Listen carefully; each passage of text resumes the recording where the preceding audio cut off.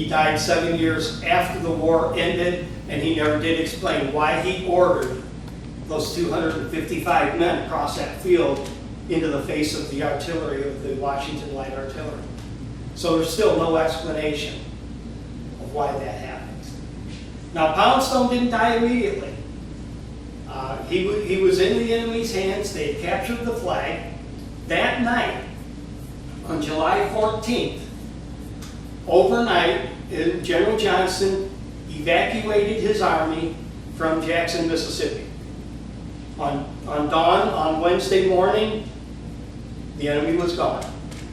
So Sherman took the town, and they found a whole bunch of the wounded.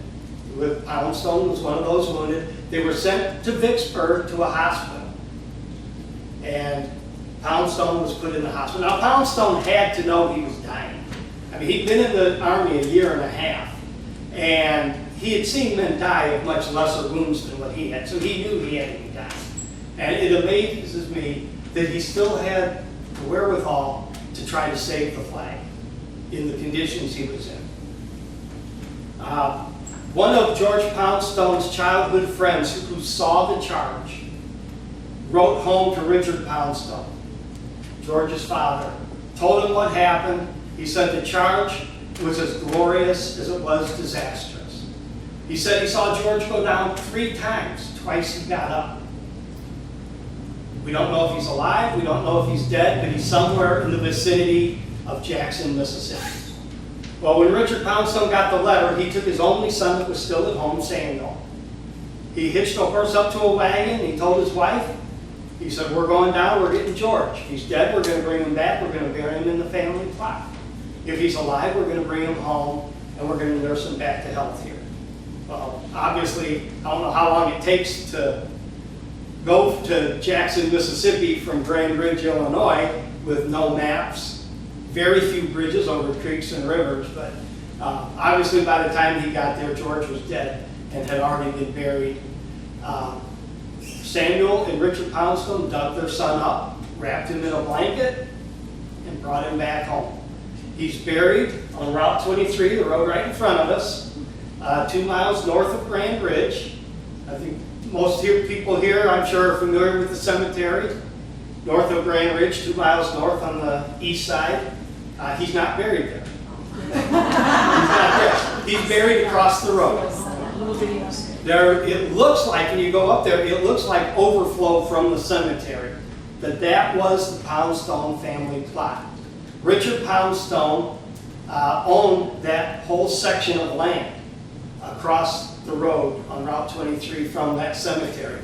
His house was a mile over on the next road over. So where the cemetery is and Route 23 runs now is the very back end of their property.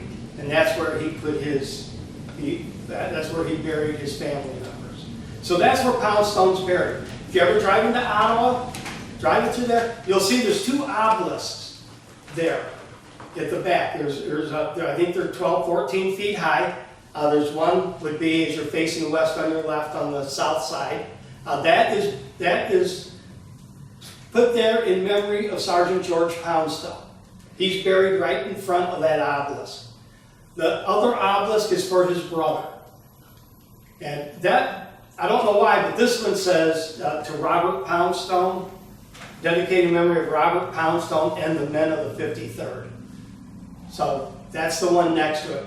But George Poundstone is just dedicated to him, dedicated in memory of George Poundstone, flag bearer of the 53rd Illinois. So we don't know what happened with the flag after that day.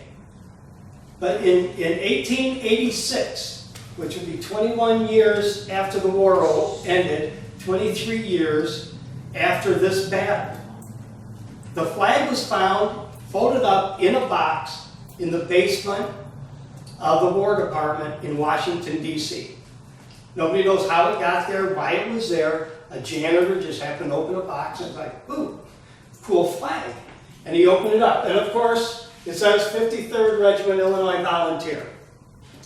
That's another clue that it was that this is a homemade flag, because it should have said 53rd Regiment Volunteer, Illinois. They got the last two words.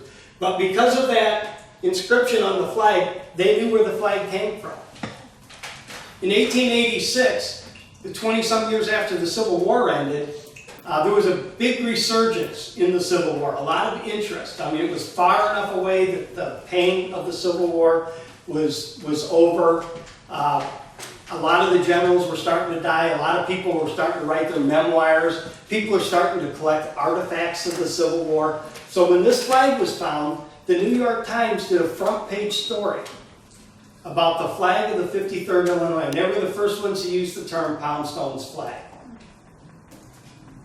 Sergeant George Poundstone's flag. And the story went viral.